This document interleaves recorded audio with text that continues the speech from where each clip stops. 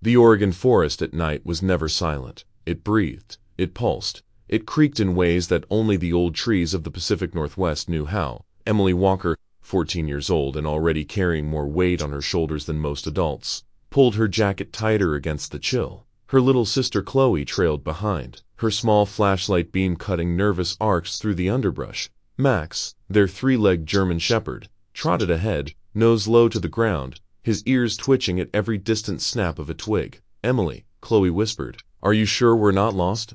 Emily paused, scanning the woods. The towering pines seemed to stretch endlessly in every direction, blotting out the sky. The moon filtered through gaps in the branches, painting the forest floor in silver and shadow. She didn't want to admit it, but her heart was pounding. Max stopped suddenly, his body stiffening. His one hind leg braced. He gave a low growl, deep in his throat, the kind of sound he only made when something wasn't right. Emily swallowed. "Stay close to me," she murmured, reaching back to squeeze Chloe's hand. Then they saw him. A figure slumped against the base of a tree, his uniform jacket dark with blood. For a second, Emily thought it might be a mannequin, some cruel trick of shadow and bark, but then he coughed a ragged, wet sound that froze her in place. "Chloe, it's someone," Max barked once. If sharp and urgent, he pulled forward despite his limp, dragging himself toward the man. Emily's flashlight beam landed on her face, pale under streaks of dirt and sweat. Recognition hit her like a punch. "Officer Turner," she gasped.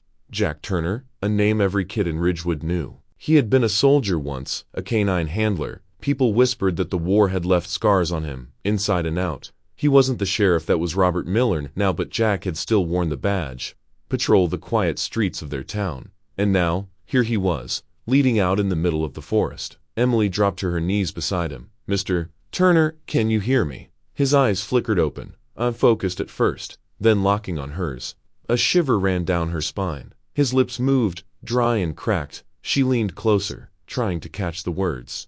"Don't trust Robert." His voice was barely audible, a rasp torn from the edge of breath. Evidence in the car, then his head lolled back, eyes half closed. Chloe went, clutching Emily's arm. "What does he mean? What's happening?" Emily's mind raced. Don't trust Robert. Robert Miller, the sheriff, her father's old friend, the man who had promised to take care of them after Dad's death. Why would Jack Turner say that?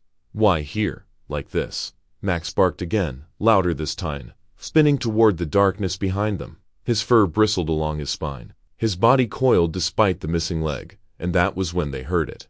A low rumble, faint at first but growing, the unmistakable sound of an engine in the distance, tires grinding gravel, headlights cutting through the trees, faint beams sliding across the trunks. Someone was coming. Emily's pulse hammered in her ears. "We need to go," she hissed, grabbing Chloe by the hand, but Max didn't move. He planted himself between them and the sound, his growl rolling like distant thunder. The beam of the headlights wavered closer. Shadows stretched long and menacing across the ground. Whoever it was, they weren't creeping. They were driving with purpose, straight toward this part of the forest. Emily looked at Jack. He was alive, but barely. His words still burned in her mind.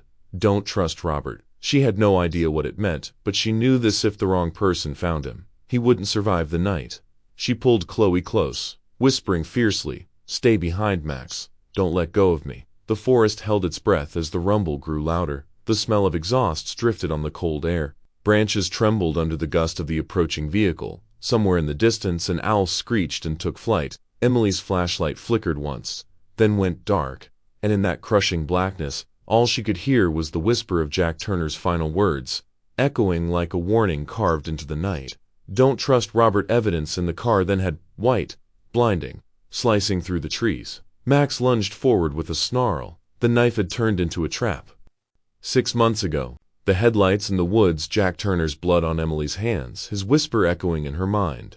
Don't trust Robert. To make sense of those words, we have to step back 6 months back to when Ridgewood still looked like a postcard town. Ridgewood, Oregon, a place tucked between the mountains and the endless sea of evergreens. To outsiders, it was a dot on the map, the kind of place you passed on the highway without noticing, but to the people who lived there, Ridgewood was everything. Everyone knew everyone. The grocery clerk knew which brand of cereal your family bought. The mechanic could tell when you'd skipped an oil change just by the sound of your truck. The church bell on Sundays still called the whole town to one place. And for decades, the heart of Ridgewood's safety had been Sheriff Mark Walker. Mark wasn't just a lawman, he was a father figure to the community. Fair.com, with a way of diffusing trouble before it ever became violence. Folks said if you were in trouble, you wanted Mark Walker to be the one knocking on your door. He was also Emily and Chloe's dad.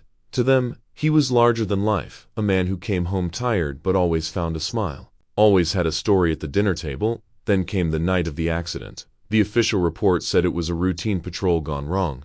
A rain-slick road, a sharp curve, and a patrol car found crumpled against a pine tree at dawn. Mark Walker's body was pulled from the wreckage. No foul play, no suspects, just tragedy. But tragedy in a small town never stays clean. People whispered, how could a man like Mac, careful to a fault, lose control on a stretch of road he knew better than his own living room? Why was his radio call log incomplete that night? Why did certain files disappear from the sheriff's office in the days that followed? Emily and Chloe didn't hear those whispers, not at first. All they knew was their father was gone, and the house that used to ring with laughter now echoed with silence.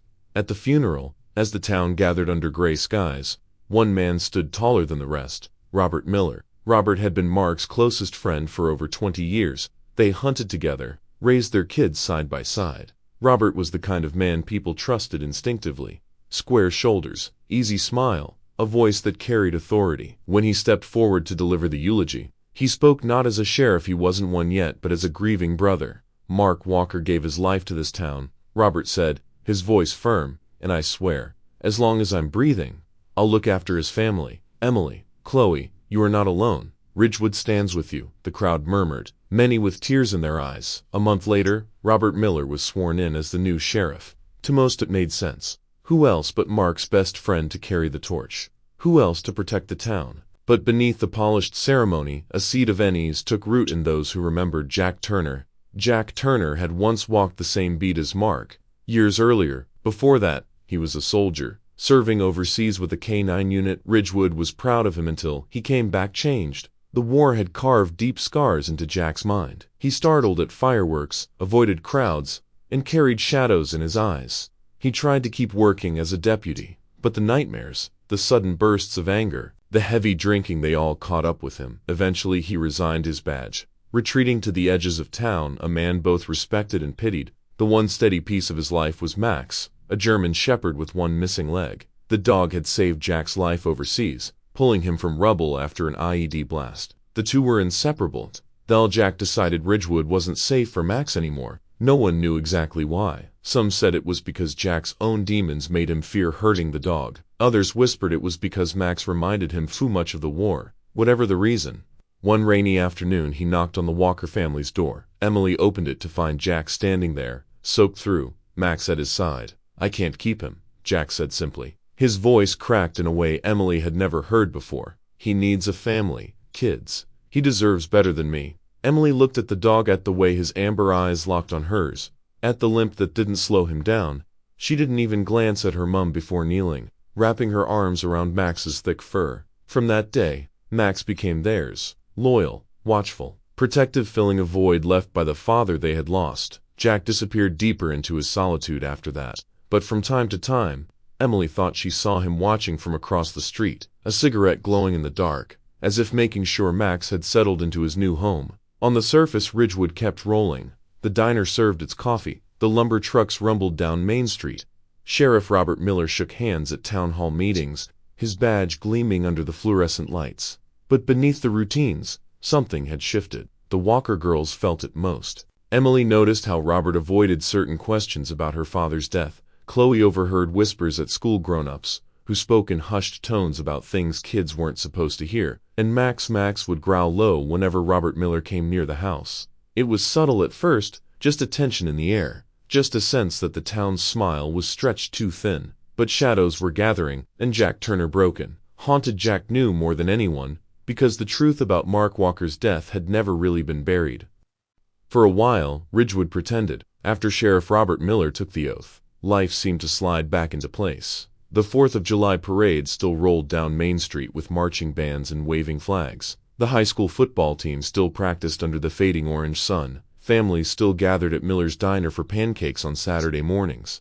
On the surface, nothing had changed. But Emily Walker had learned, too young, that surfaces lie. She noticed how conversations stopped when she and Chloe entered a room. She caught the glances, quick, nervous, guilty, that adults exchanged. And though Robert Miller always smiled when he saw them, that smile didn't reach his eyes. The first real crack appeared 3 months after her father's death.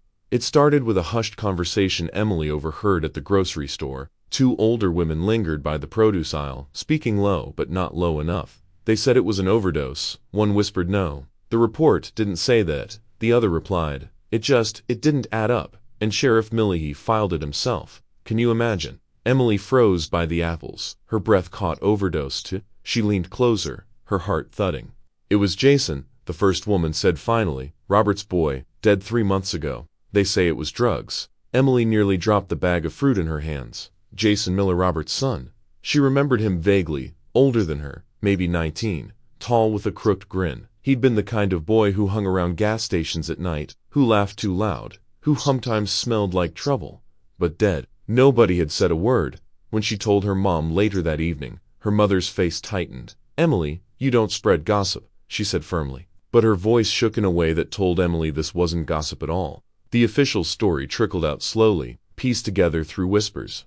Jason Miller had been found in his room, lifeless. No autopsy released, no obituary in the paper. Sheriff Miller's office filed it as medical complications. The town nodded politely, sent casseroles to the Miller house, and moved on. But not everyone bought the story. The truth, hidden under layers of silence, was that Jason had been spiraling for years. Pills first, then harder stuff. Nights that ended with fights and sirens. His father, the sheriff, had used his badge more than once to sweep the mess under the rug. And when Jason finally overdosed, Robert Miller had a choice: admit his son had died a junkie, or rewrite the ending. He chose the rewrite. One person carried the weight of that night more than anyone else: Sophia Ramirez. She was barely 18, with dark hair that fell like a curtain over her eyes. People had seen her with Jason, often riding in his truck, sitting behind him at the diner, clinging to him at parties. Too many. She was that girl, the one parents warned their kids about. But Sophia was also the last person to see Jason alive. When his body was found, she vanished from the spotlight, retreating into silence. She stopped showing up at school. She ducked behind corners when Robert walked by. Her friends said she cried at night but refused to say why. And when someone pressed her, she whispered only one thing: he told me not to tell. The Walkers crossed paths with Sophia one autumn afternoon. Emily had taken Chloe to the library, Max limping along at her side, when she spotted Sophia at the edge of the parking lot. She looked thinner, her shoulders hunched, clutching a worn backpack. When she saw Emily, her eyes widened, then darted away. Hey, Emily said softly, approaching Sophia. Sophia froze, like a deer caught in headlights. For a moment Emily thought she'd bolt. Then she whispered, Don't talk to me here. Max winced, sensing the tension. Sophia's gaze flicked around the street, then back to Emily. Her voice cracked.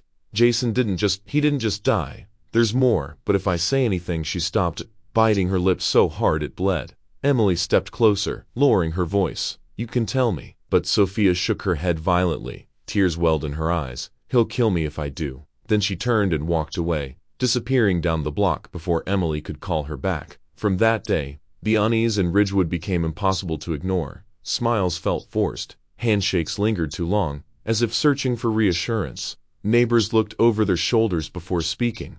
At church, prayers were offered for those struggling in silence, but no names were spoken. It was as though the entire town was holding its breath, waiting for something to snap. Emily told her mother about Sophia's words, but her mother only pressed her lips tight. Emily, let it go, she said. We've lost enough. But Emily couldn't. She remembered Jack Turner, the haunted deputy, standing outside their house months earlier when he brought Max. The way he'd lingered, as if he wanted to say something but couldn't.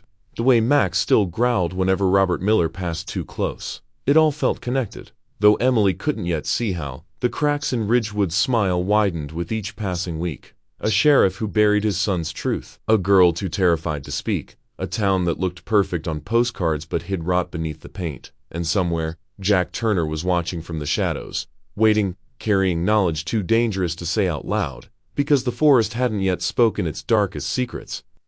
The forest seemed to hold its breath. Emily crouched in the dirt, her knees stinging from the fall. Chloe clung to her arm, wide-eyed, while Max stood rigid in front of them, hackles raised a few feet away. Jack Turner lay sprawled on the ground, his face pale under the moonlight, breath ragged. "Jack, stay with me," Emily whispered, shaking him gently. His chest rose unevenly, each inhale a battle. She pulled her phone from her pocket, her fingers trembling. No signal, just a blank screen mocking her with its silence. She lifted the phone higher, toward the canopy of black pines overhead, but still nothing. "Emily," Chloe whimpered, clutching tighter. "It doesn't work." Emily shook her head, her heart hammered. "Not here. Not now." Max let out a low, guttural growl. His ears were pricked forward, eyes fixed on the dark ribbon of the trail. Then they heard it, the crunch of tires on gravel, slow at first, then loud. A heavy vehicle winding up the road. Headlights flickered through the trees, casting warped shadows that stretched across the forest floor. Emily's throat went dry. Jack stirred, coughing, his lips cracked and bloody. He tried to push himself up but collapsed back with a groan. His hand shot out, grasping Emily's wrist with surprising force. His voice came out hoarse, broken. In the truck he coughed again, blood flecking his lips. "The truth, it's in there." Emily leaned closer. "What do you mean? What's in the truck?" But his eyes rolled back for a moment, lost to pain. He forced out one last word before slipping into silence.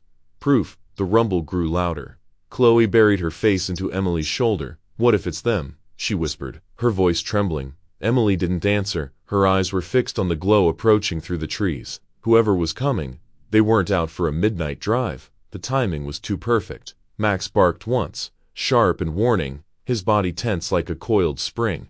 Emily's mind raced. They couldn't carry Jack, he was too heavy, too weak. They couldn't run, the truck would catch them on the narrow road. And without a signal, calling for help was impossible. For the first time since her father's death, Emily wished he was still alive. He'd know what to do. He'd keep them safe. But now, it was on her. The headlights broke fully into view. A black pickup truck rolled to a stop just yards away, its engine idling low, headlights glaring into the forest. Emily shielded Chloe with her arm. The driver's door creaked open. A figure stepped out, tall, his face shadowed by the brim of a cap. He paused, scanning the tree line, then started walking toward them with slow, deliberate steps. Max's growl deepened, his paws dug into the dirt, ready to lunge. Emily's pulse thundered in her ears. She whispered to Chloe, "Stay behind me. Don't move." Chloe nodded, tears streaking her cheeks. The man came closer. The glare from the headlights painted his outline in white fire but kept his face hidden. He stopped just short of the clearing where Jack lay. "You shouldn't be out here," the man said. His voice was calm. Too calm. "It's dangerous at night." Emily tightened her grip around Chloe. "Who are you?" The man tilted his head, as if the question amused him. "Someone who doesn't want trouble. But trouble seems to find this place." His gaze dropped to Jack, lying unconscious in the dirt. "Looks like your friend had a rough night." Emily's stomach twisted. The way he said it, like he already knew. Jack stirred faintly, his lips moving, but no sound came out. The man crouched beside him, studying him like one might study an injured animal. Then he turned back to Emily, his smile thin and cold. "You should go home. Forget what you saw." Emily's hands clenched into fists. "What's in the truck?" she demanded. For the first time, the man's smile faltered. His eyes flicked to the vehicle behind him, then back to her. "Curiosity," he said softly. "It's dangerous." Max barked, lunging forward. The man stepped back just in time, cursing under his breath. The sharpness of it broke Emily's paralysis. She grabbed Chloe's hand. "Run," she whispered, pulling her toward the tree line. But Max didn't follow. He stayed planted between them and the man, snarling, his body shaking with the force of it. The man reached for his belt. Something metallic glinted in the headlights. "Max!" Emily screamed. The shepherd lunged. Kay also ruptured. Snarls, shouts, the man stumbling back as Max's teeth snapped inches from his arm. Gravel scattered as the man shoved him away. Scrambling toward the truck, Emily dragged Chloe into the trees, branches whipping at their faces. Her lungs burned, her legs heavy with fear, but she didn't stop until they were swallowed by the dark. Behind them, the truck's engine roared to life. Tires spun, spitting dirt, and then the sound of the vehicle surged down the road, away from them. Only then did Emily collapse against a tree, gasping for breath, Chloe sobbing in her arms. Max appeared moments later, panting, a small cut above his eye, but otherwise unhurt. He pressed against Emily's legs, whining softly. She buried her face into his fur. "Good boy. You saved us." But Jack was still out there. Emily's heart dropped as the realization hit. In the chaos, they'd left him lying on the trail. Chloe's voice shook. "Emily, what if they come back?" Emily swallowed hard, forcing down her panic. "Then we can't let them find him first. We have to go back." She looked through the trees toward the road. The truck was gone, for now, but Jack's words echoed in her head. The truth, it's in the truck, proof. Something about Jason. Something about her father. Something that could explain the shadow hanging over Ridge. Whatever it was, people were willing to kill for it. Emily tightened her grip on Chloe's hand, her other resting on Max's strong back. Her voice steadied though her insides shook. We go back, she said. We get Jack, and then we find out what's in that truck. The forest loomed around them, dark and endless, but Emily felt the shift inside her. Fear was still there, clawing at her chest, but under it, something harder had taken, and Ridgewood's lies were about to unravel.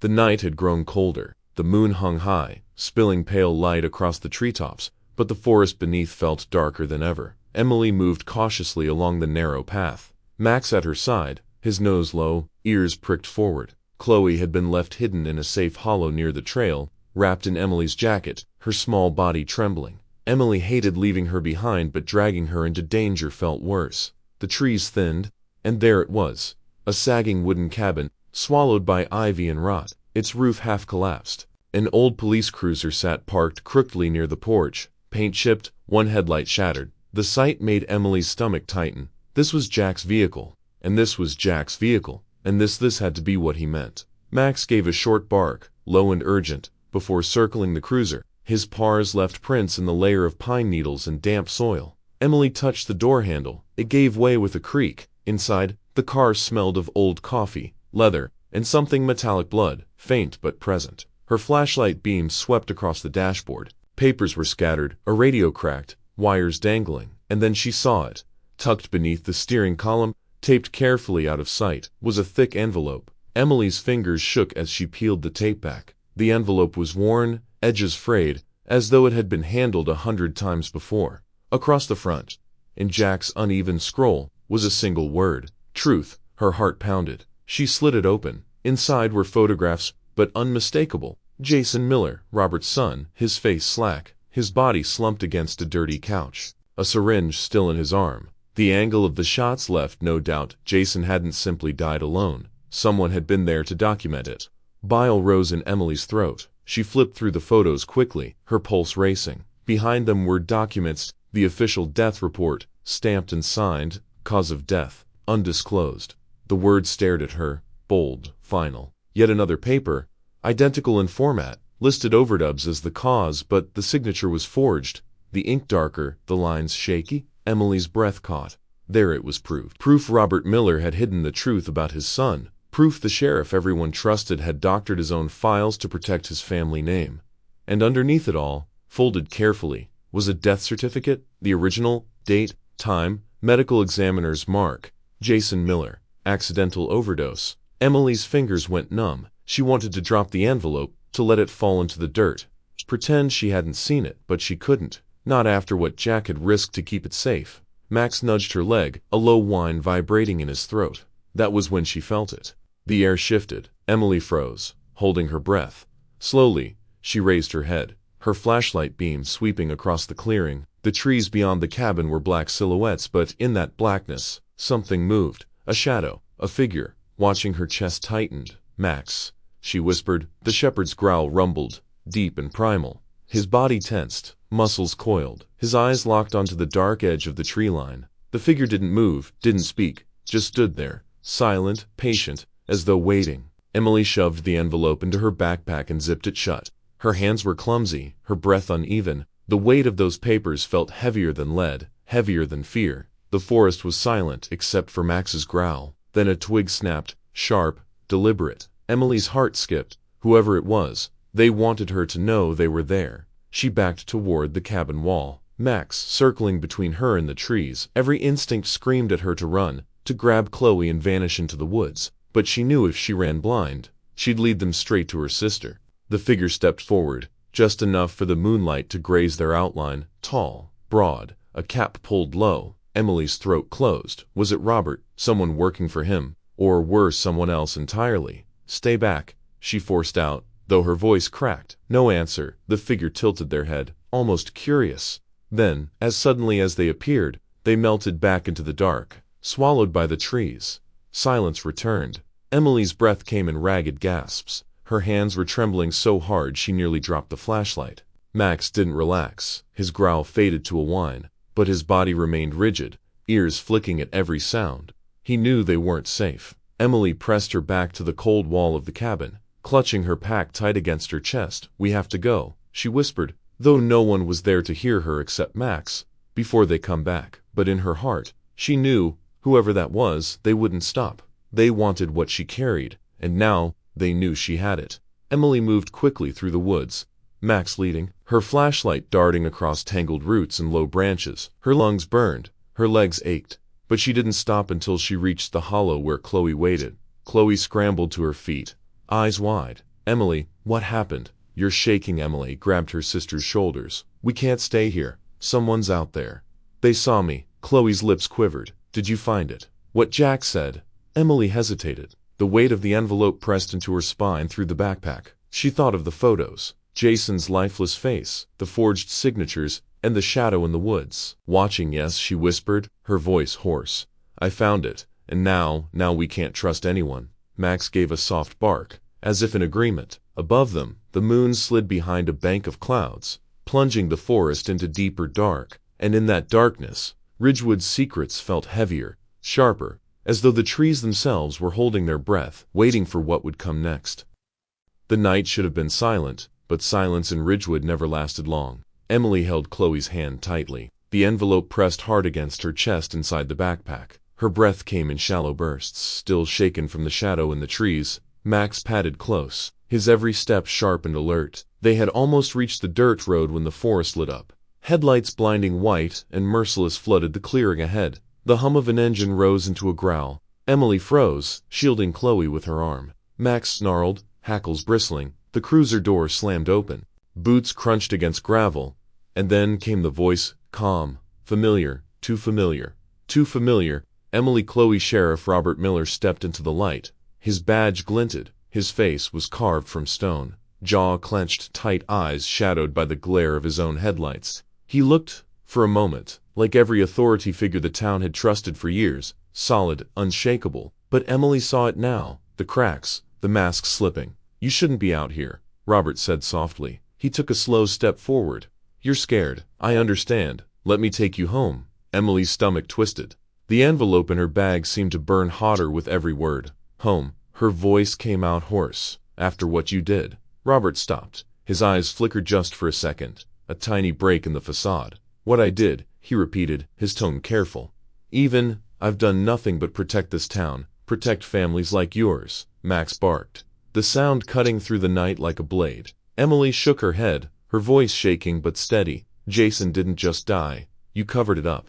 You lied to everyone, to us." Robert's face darkened. For the first time, the sheriff's mask cracked wide enough for her to see the man beneath, the desperate father, the grieving liar. "You don't understand," he snapped. His voice roared. "Now Jason was my son, my only son. Do you think I could let Ridgewood see him as a failure, a junkie? Do you think I could bury him under their whispers?"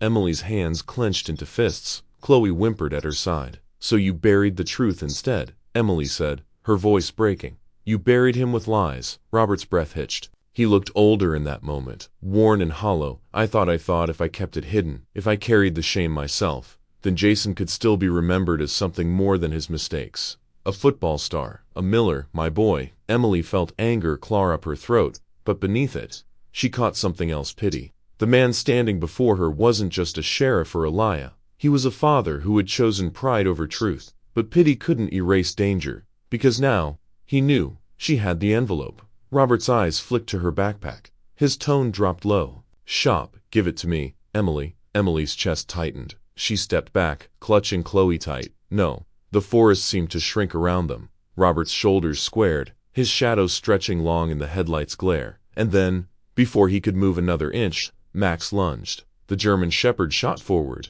teeth bared, a thunderous snarl ripping through the clearing. Robert staggered back, startled, his hand flying toward the pistol at his hip. Emily didn't think she ran. She grabbed Chloe's wrist, yanking her into the trees.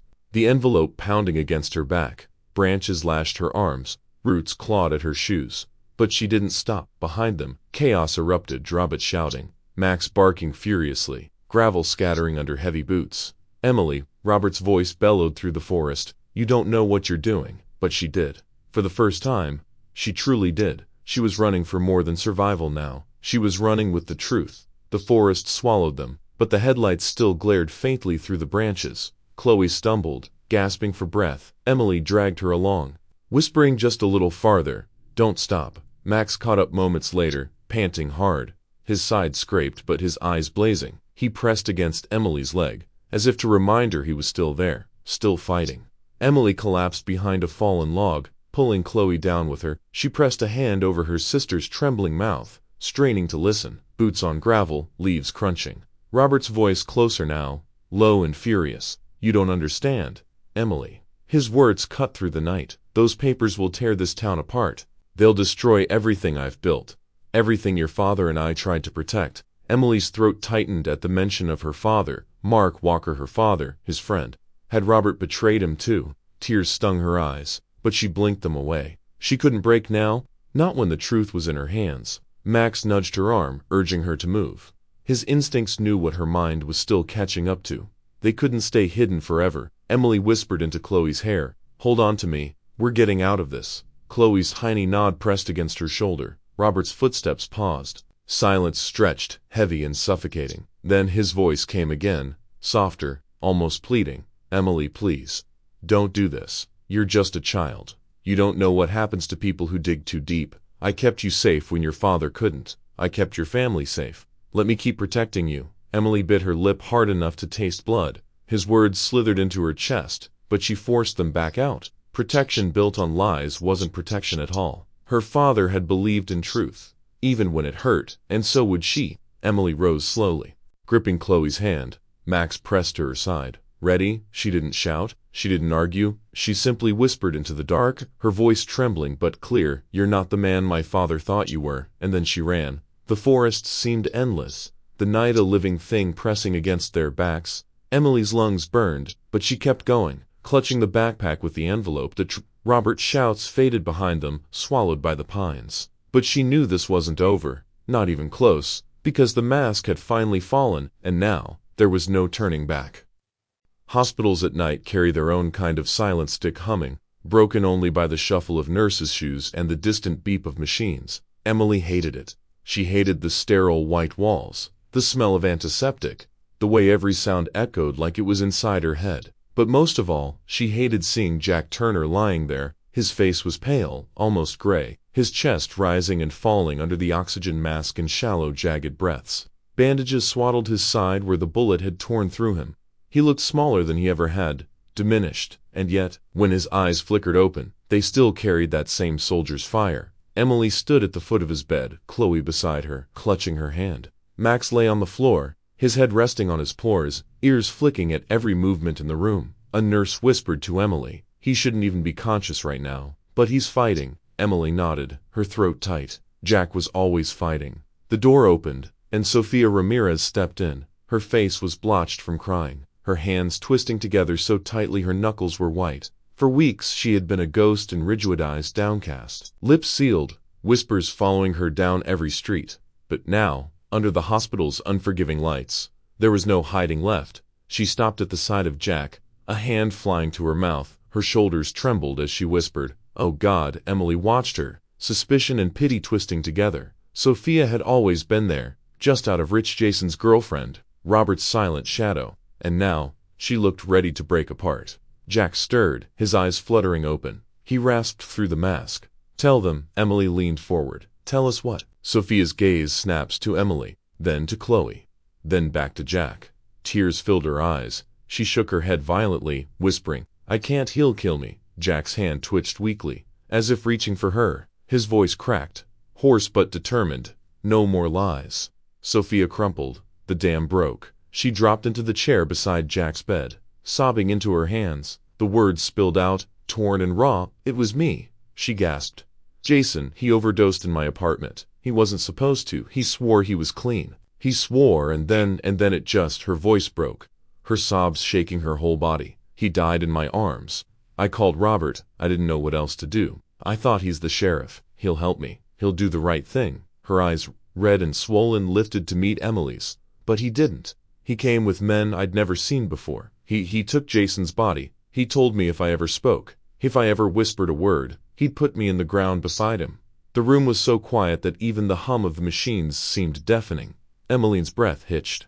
Chloe buried her face against his side, whispering, "He's a monster." Sophia reached into her coat pocket with trembling fingers. She pulled out a folded piece of paper, stained at the edges, worn soft from being hidden. Her voice was almost a whisper. "I kept it. The original, Jason's death certificate. I couldn't destroy it, no matter how scared I was." She laid it on the tray beside Jack's bed. The paper looked so ordinary: black ink, official stamps, a doctor's signature, but its weight filled the room like a gunshot. Jack's lips curved faintly, the closest he could manage to a smile. Truth always finds a way. The door opened again. 2 uniformed officers from the state police stepped in, their presence sharp and commanding. One picked up the document, scanning it quickly. His face hardened. "This is enough," he said firmly. "Enough to open an official case. Enough to strip Robert Miller of that badge." Emily felt her knees weaken. For weeks, months, it had been whispers, suspicions, shadows. But now, in her hands, in this room, it had become something real, something undeniable. The lies of Ridgewood were no longer secrets. Sophia wept harder, burying her face in her hands. "I should have spoken sooner. Maybe Jason wouldn't just be a headline. Maybe people wouldn't think." Emily stepped closer. Her voice was soft but steady. "You're speaking now, and that matters." For the first time, Sophia met her eyes without flinching, and Emily saw it, tangled with grief, but relief all the same. Jack shifted weakly, his voice rasping one last time. "Protect them, protect the girls." Emily's chest clenched. She reached for his hand, squeezing it tight. "We will, I promise." The machines beeped steadily, his breaths shallow but alive. For now, that was enough. As the officers left, carrying the certificate, Emily felt the weight of it settle into her bones. Proof irrefutable. The truth Jason never got to tell. The truth Robert tried to bury.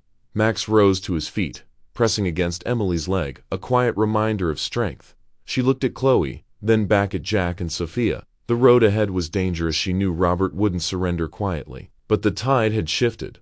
For the first time since her father's death, Emily felt hope break through the fear, and Ridgewood would never be the same again. Morning light broke over Ridge, but it did nothing to soften the storm. By dawn, the news had spread like wildfire. Robert Miller, sheriff, war hero, family manifested on charges of obstruction, falsifying records, and concealing the death of his own son. The little town, usually quiet enough that gossip lingered for weeks, now buzzed with something far sharper: fury. At the diner on Main Street, conversations clattered louder than the coffee cups. One table of old-timers shook their heads in disbelief. "Robert Miller would never," one man spat, slamming his palm against the counter. "He's Ridgewood's backbone. Half of you wouldn't be sitting here if it weren't for him." But from another booth a woman fired back, her voice trembling with anger. "Backbone. He lied to us, lied for years, covered up his son's overdose. Let us think Jason was some kind of victim when the truth was right there." Her words cracked the air, and suddenly the diner was no longer a place for breakfast. It was a battlefield. Outside the sheriff's office, a crowd gathered. Some held handmade signs: "Justice for Walker, justice for Jason." Others shouted Robert's name like a chant, their voices fierce, desperate, as though defending him might undo what had already been revealed. Emily and Chloe watched from across the street, standing close together with Max pressed protectively at their side. Emily had seen the town fractured before after her father's death, whispers in hushed corners, but never like this, never so raw. She heard one man call her father a hero, another mutter that Mark Walker's memory had been used as a pawn. The words stung, but she stood tall. Chloe tugged at her sleeve. "Why are they so angry? We didn't do anything wrong." Emily swallowed hard. "Because the truth makes people choose sides. Some people would rather live in a lie than face what's real." By afternoon,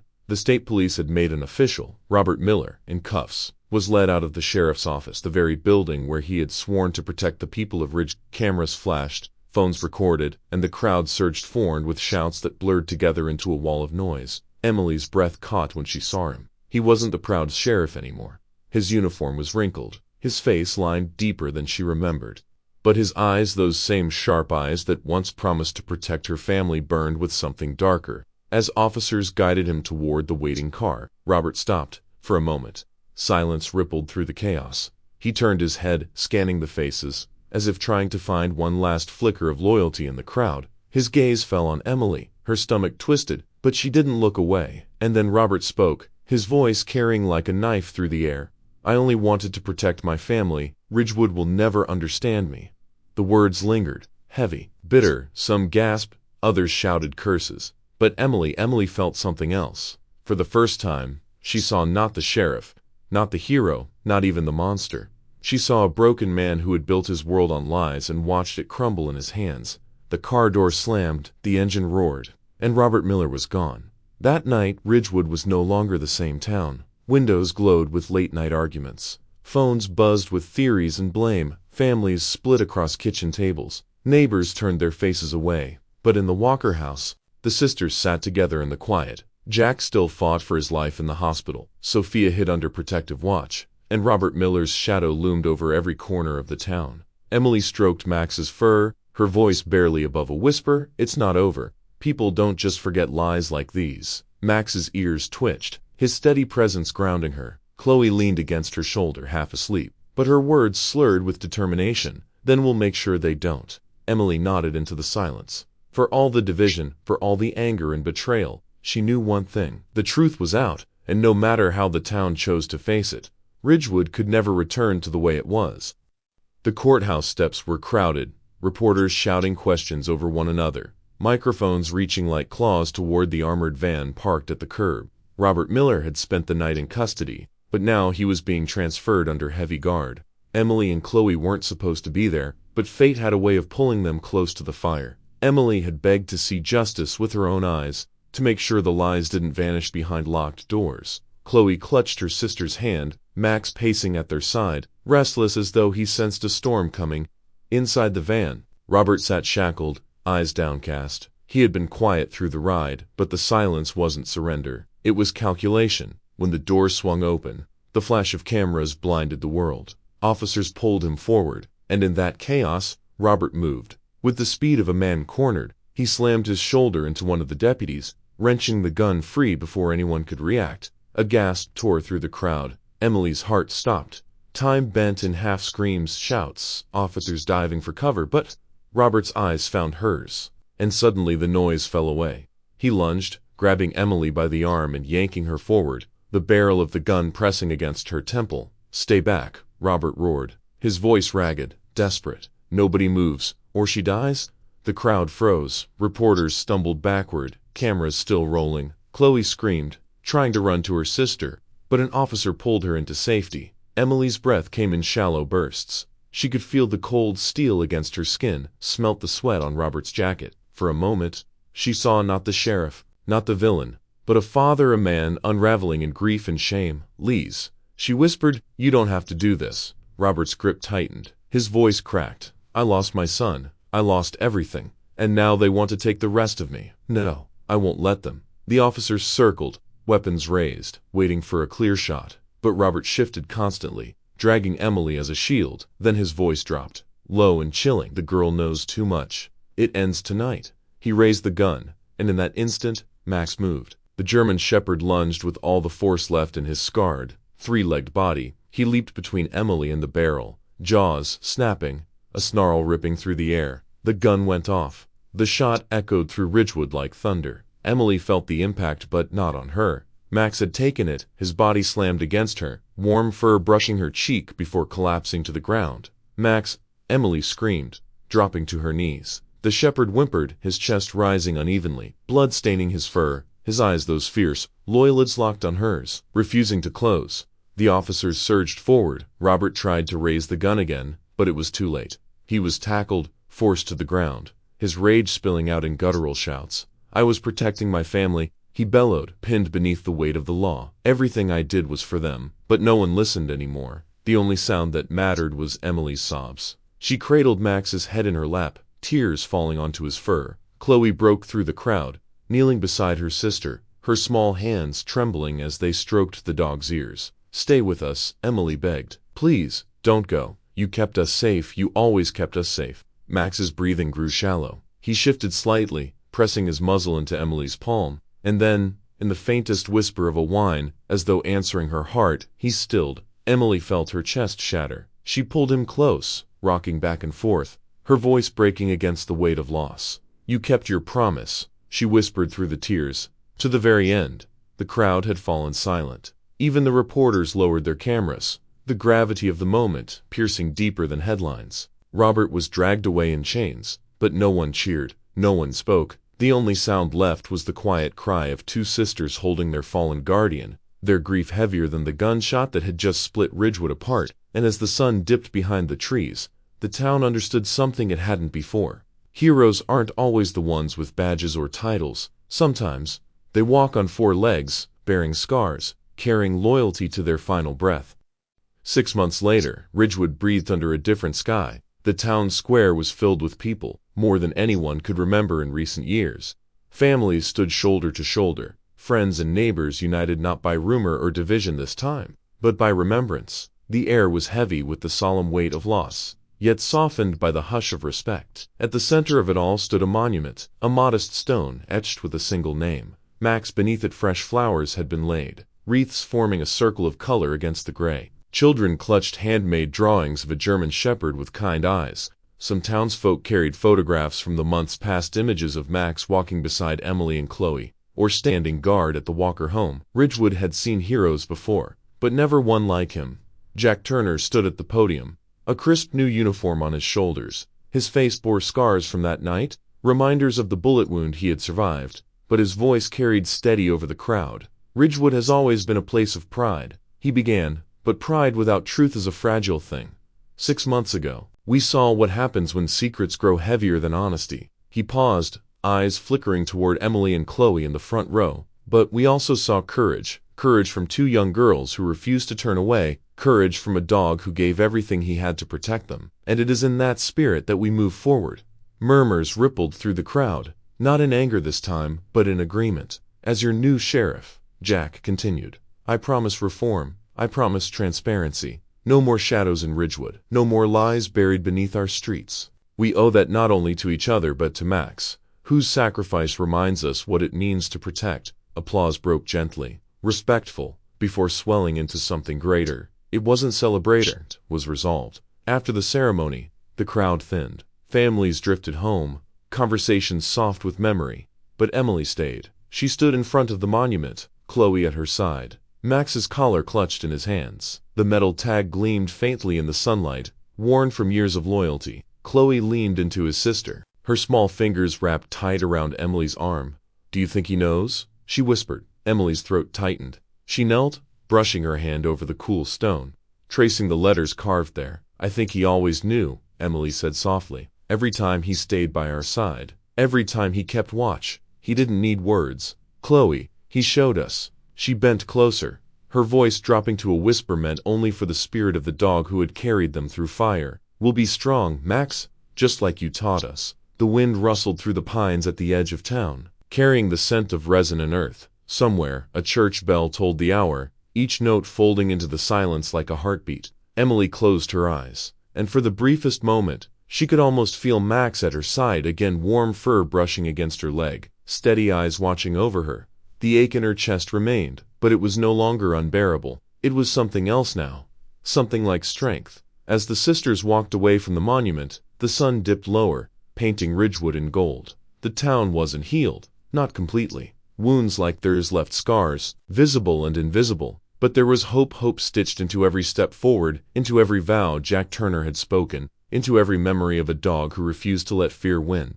And as the sky deepened, the voice of the storyteller seemed to settle over Ridgewood itself in the end. The storm passed, the lies unraveled, and though Ridgewood bore the marks of loss, it also carried the promise of renewal. Heroes come in many forms, but sometimes, the truest of them walk on four legs. And sometimes, it takes their sacrifice to remind us of who we are meant to be.